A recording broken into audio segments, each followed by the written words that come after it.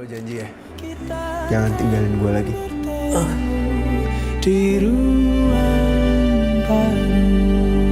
Assalamualaikum. Pernah gak sih nonton film yang bikin ngakak, tapi ujung-ujungnya malah bikin cirambai? Bukan cirambai makanan ya, enggak, tapi cirambai bahasa Sunda yang maksudnya berlinang air mata. Nah, film My Annoying Brother versi Indonesia ini adalah salah satunya. Gue di sini bukan buat ngurusin lo ya, jadi bagus tuh.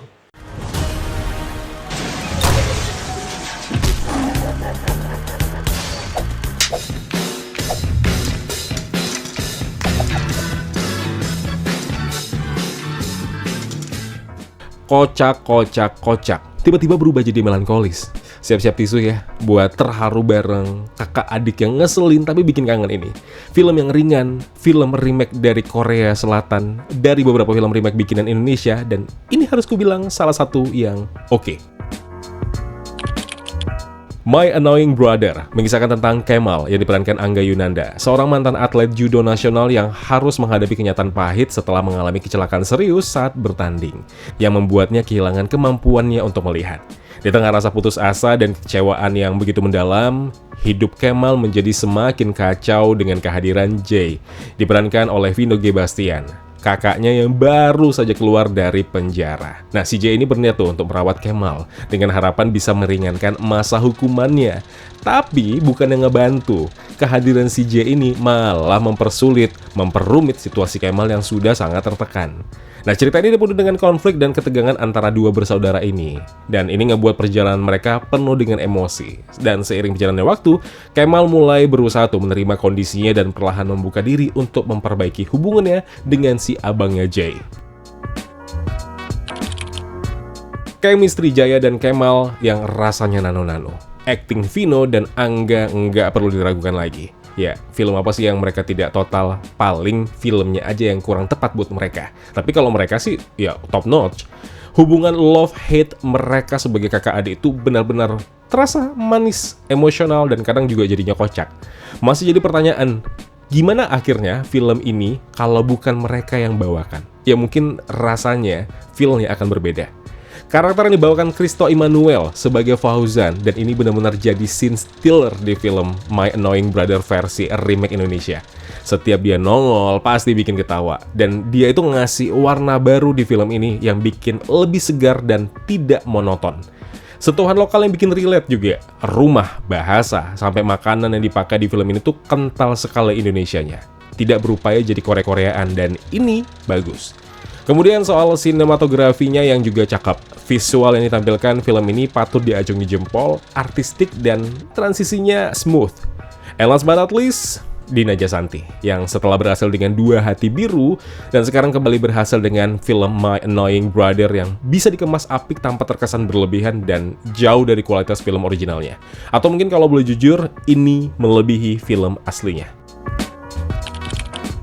Ada namanya kelebihan, tetap ada namanya kekurangan. Film My Annoying Brother adalah film yang bagus, tapi tetap ada kekurangan yang harus kujabarkan biar adil.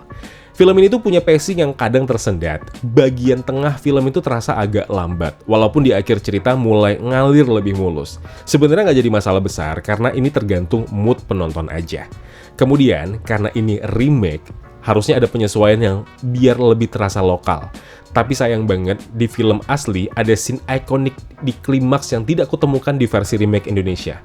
Lalu apakah ini buruk? Ya tentu enggak. Cuma pengennya adegan itu tetap dipertahankan, karena itu khas banget. Kemudian ada beberapa momen atau dialog yang terdengar rada cheesy. Emang nggak semua, ada di beberapa part kecil aja. Tapi ya untungnya alur cerita dan visualnya cukup kuat untuk nutupin hal itu. Dan terakhir adalah, ya filmnya tidak ada kejutan besar. Ya mungkin karena versi remake kali ya, jadi nggak mau tampil jauh berbeda dari versi originalnya. Padahal kalau sedikit improvisasi, nggak ada masalah sih. Walaupun film ini nggak jauh beda dari versi Koreanya, film My Annoying Brother versi Indonesia tetap berhasil ngasih rasa yang hangat dan emosional yang bikin kita ingat lagi tentang arti keluarga. Terutama abang dan adik, walaupun lo tidak dilahirkan dalam satu rahim yang sama. Dengan humor yang cukup segar, chemistry kakak adik ini yang kuat, kemudian remake dengan sentuhan lokal yang bikin jadi lebih relate pas ditonton. So, film ini worth buat ditonton bareng keluarga, atau bahkan teman-teman juga. Oh ya, jangan lupa bawa tisu, karena endingnya mungkin saja bisa bikin kalian terharu lebih dari yang kalian kira. Silahkan ditonton, karena filmnya sudah tayang 24 Oktober 2024 di bioskop. Gimana? Kalian setuju dengan review ini? Kalau setuju, ya like loh videonya. Kalau nggak setuju, dislike juga nggak apa-apa. Jangan lupa juga untuk share pendapat kalian di kolom komentar, biar kita bisa sharing bareng-bareng. Siapa tahu ada yang sepakat dengan reviewku, atau mungkin tidak sepakat, biar semua pada tahu.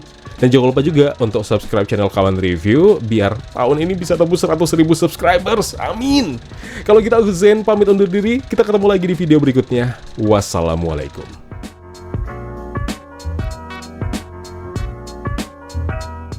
Ya kawan-kawan, terima kasih telah menonton video review ini. Jangan lupa klik tombol like-nya kalau kalian suka, klik tombol dislike kalau tidak suka.